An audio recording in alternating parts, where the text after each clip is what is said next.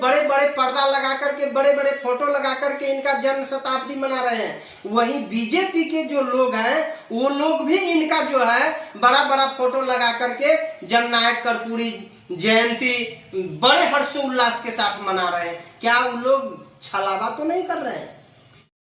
अभी हम जगत जननी माता जानकी की जन्मभूमि सीतामढ़ी में पहुंच चुके हैं और हमारे साथ जुड़ चुके हैं इस जिला के शिशु रोग विशेषज्ञ डॉक्टर मनोज जी। और डॉक्टर मनोज जी की पत्नी रेखा कुमारी सीतामढ़ी शिवहर के प्रतिनिधित्व कर रही है एमएलसी के पद पर रह करके। आज हम उनसे जो वार्तालाप करने आए हैं, आखिरकार वो अपने मुखारबिंद से जो चीज बताने जा रहे हैं उसको आप सभी को गंभीरता पूर्वक सुनने की जरूरत है और फॉलो करने की जरूरत है। सर, सब तक न्यूज जेकेवाई की आवाज न्यूज चैनल में आपका हार्दिक स्वागत है। आपका भी बहुत बहुत स्वागत और आपके जितने भी दर्शक हैं सभी दर्शकों को बहुत बहुत स्वागत। बताइए, अभी जो गणतंत्र दिवस, जो 26 जनवरी गणतंत्र दिवस जो है, आप किस तौर पर मनाने जा रहे हैं या किस दृष्टिकोण से देख रहे हैं? प्रमुखता से हमारे ऑडियंस को और देश को बताइए। देखिए, गणतंत्र दिवस के हिसाब से देखा जाए तो भारत अपना 75वां गणतंत्र दिवस इस बार मनाएगा और इस अवसर पे हम संपूर्ण भारतवासियों के साथ साथ पूरे बिहार वासियों और शिवहर सीतामढ़ी जिला वासियों को गणतंत्रता दिवस की हार्दिक शुभकामना, बहुत बहुत बधाई। और ये कहना चाहते हैं कि यह स्वर्णिम काल है भारत का। भारत 1950 में गणतंत्र हुआ 26 जनवरी के दिन ही, और इस बार अपना 75वां गणतंत्र दिवस भारत मना रहा है। तो ये भारत के लिए और सभी भारतीय के लिए बहुत गर्व की बात है कि हम 75 वर्ष इस बार पूरा कर रहे हैं। विशेष तौर पर इस अवसर पर क्या कहना चाहेंगे, सो थोड़ा सा बताइए गंभीरता से। देखिए, जब हमारा देश 15 अगस्त 1947 को आज़ाद हुआ और 26 जनवरी 1950 को हम संवैधानिक रूप से आज़ाद हुए, तो जो ये 75 वर्ष का समय बीता है और जो भारत में सभी वर्ग के लोगों का, दलित, महादलित, पिछड़े, अति पिछड़े, सवर्ण, सभी लोगों का जो विकास हुआ है, साथ साथ देश का जो विकास हुआ है, इंफ्रास्ट्रक्चर का विकास हुआ है, सड़क, नाला, बिजली, पानी, जो हर विभाग में जो देश विकसित हुआ है। और आज हम गर्व के साथ कह सकते हैं कि हम दुनिया के उन देशों में, उन श्रेणी में खड़े हैं जहां हमारा इकोनॉमी, हमारा देश निश्चित रूप से तीसरे चौथे पायदान पे दुनिया में आता है। जब हमारा देश आज़ाद हुआ था तो शायद इसकी कल्पना भी हम लोग नहीं कर सकते थे कि हम लोग कहाँ रहेंगे और हमारा देश कैसे विकसित होगा, क्योंकि स्थिति हम लोग की बहुत जर्जर और स्थिति खराब थी 1950-1947 में। तो जो विकास हुआ है यह निश्चित रूप से काबिल तारीफ है और यहाँ के जनता को बहुत बहुत धन्यवाद और बधाई कि जिन्होंने इतनी मेहनत से देश को सींचा है और आगे बढ़ाया। जिस गणतंत्र की बात आप कर रहे हैं उसके जो नियम और कानून जो बने हुए हैं, उस नियम और कानून को अभी के जो प्रधानमंत्री हैं वो तो तोड़ ममोड़ करके इस संविधान को ही मिटा देना चाह रहे हैं। अब मोदी संविधान लागू करना चाह रहे हैं। इस पर क्या कहना चाहेंगे उनके नेताओं को और मोदी जी को? देखिए, मैं किसी व्यक्ति विशेष के बारे में नहीं बोलना चाहूँगा, लेकिन यह देश बाबा साहब भीमराव अम्बेडकर के लिखे हुए संविधान पे चल रहा है और मुझे लगता है चाहे जो भी हो शीर्ष पे, निश्चित रूप से उस संविधान के हिसाब से ही देश चलेगा। कोई अपना संविधान कोई चाहे थोपना, और मुझे लगता है कि ऐसा नहीं हो रहा है। निश्चित रूप से देश संविधान से चल रहा है। मोदी जी का साफ साफ आरोप है कि संविधान में जो बातें लागू किया गया है, हजारों वर्षों तक अंग्रेज जो है देश पर शासन किया और अंग्रेजी में जो बातें लिखी गई है उस बातों को बाबा साहब भीमराव अंबेडकर ने कॉपी करके और अभी वर्तमान में जिस संविधान को लेकर के हम और आप चल रहे हैं उसमें पेस्ट कर दिया गया है। इसके लिए उस नियम को ही हम हटा देंगे। नहीं, ऐसा नहीं है। कुछ चीज है जिसमें बदलाव किया गया है और बदलाव करना मुझे लगता है कि जरूरी भी था।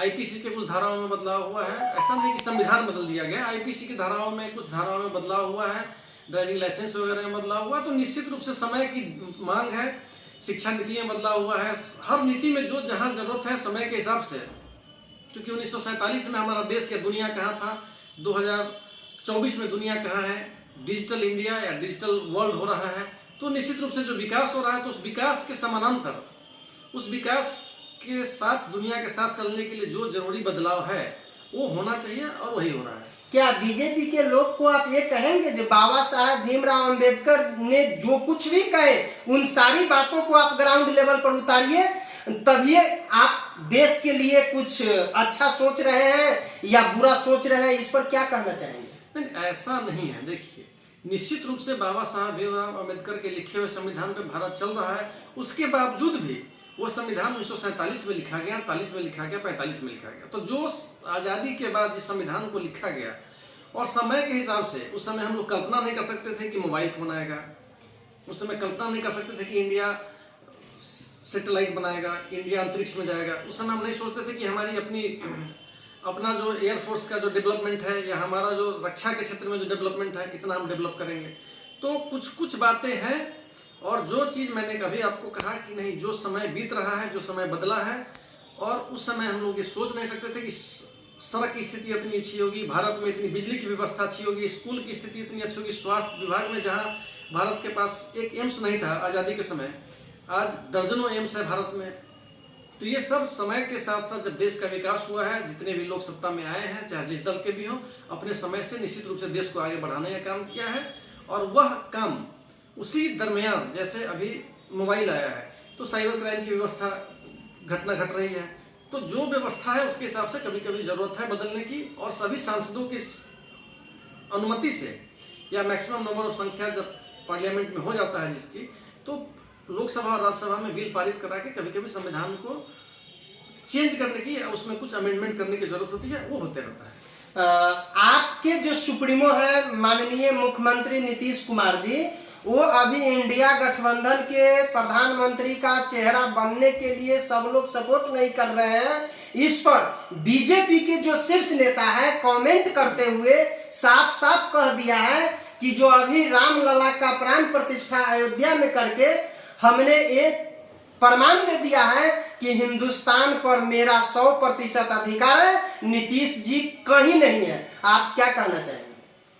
देखिए, मैं कई बार आपको बोल चुका हूं कि यह बिहार वासियों के लिए, भारत की आज़ादी के बाद बिहार 54 सीटों का प्रतिनिधित्व लोकसभा में करता आया है। झारखंड के बंटवारा के बाद वह सीट हमारे पास 40 रह गया है। तो यह बिहार वासियों के लिए, ये मैं नहीं कह रहा हूँ कि नीतीश जी, बिहार का कोई भी बेटा है यदि प्रधानमंत्री के गद्दी पे जाता है, तो यह बिहार वासियों के लिए सबसे खुशी की बात होगी।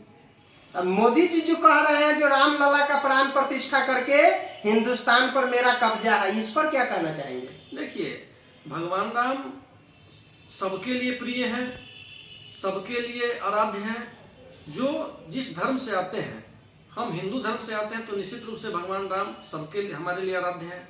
जो दूसरे धर्म से आते हैं उनके लिए अपने भगवान हैं, जो ईसाई हैं उनके लिए अपने भगवान हैं। तो ये कहना कि भगवान श्री राम उनका है या मेरा है, भगवान श्री राम सबके हैं और भगवान श्री राम सबके आराध्य हैं।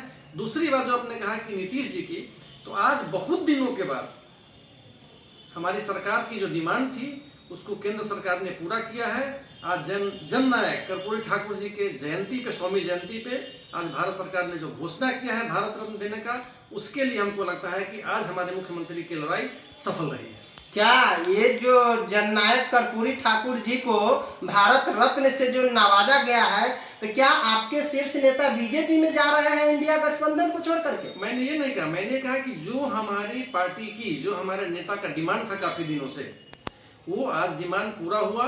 तो लग रहा है हम लोग को खुशी हो रही है कि नहीं, जो हम लोग सोचते थे, जो हम लोग चाहते थे, उसको अब जिस कारण हो सरकार ने पूरा किया। जननायक कर्पूरी ठाकुर के जन्म जयंती को लेकर के आज पूरे 100 वर्ष हो गए हैं, इस पर क्या कहना चाहेंगे उनके जीवनी के बारे में? उन्होंने अपने जीवन काल में क्या क्या किया? कटअप करके आगे चलिए, क्या क्या किया?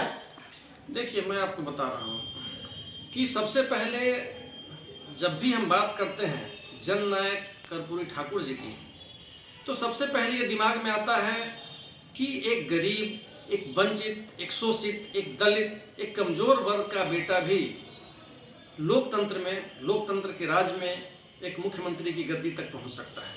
ये तो सबसे बड़ा चीज है जो बिहार को उपलब्धि मिली। और जो उन्होंने बिहार के लिए काम किया, दलितों के लिए, शोषित के लिए, वंचितों के लिए जो उन्होंने काम किया मुख्यमंत्री रहते हुए, तो ये दिखाता है कि यह लोकतंत्र की खूबसूरती है।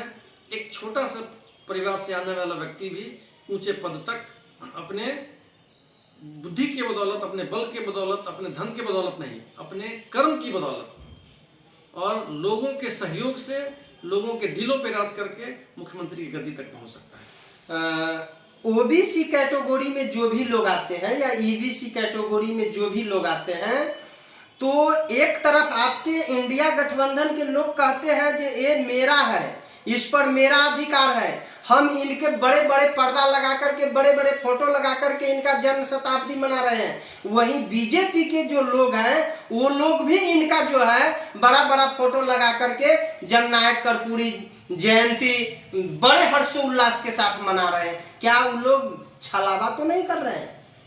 देखिए, जननायक कर्पूरी ठाकुर ऐसी शख्सियत है जिनके साथ मुझे लगता है कि किसी की हैसियत और औकात नहीं है छलावा करने की, चाहे कोई भी हो, किसी भी दल का हो। बिहार के लिए जो उन्होंने काम किया है, बिहार को जो उन्होंने दिया है, और निश्चित रूप से इसी वजह से उनको जननायक कहा गया है। तो बिहार के मुख्यमंत्री रहते हुए जो बिहार के विकास के बारे में उन्होंने किया, बिहार के लिए सोचा, और दलित शोषित वंचितों के लिए बिहार में कैसे लोगों की स्थिति ठीक होगी, गरीब गुरबा कैसे अपना जीवन अच्छे से व्यतीत करेंगे, उनका जीवन इसी में खप गया। इसीलिए कोई भी दल हो, और इस पर मुझे लगता है कि कोई राजनीति न हुई है और न होना चाहिए, और ये बहुत गंदी बात होगी यदि जननायक कर्पूरी ठाकुर जी के नाम पे यदि कोई राजनीति होती है।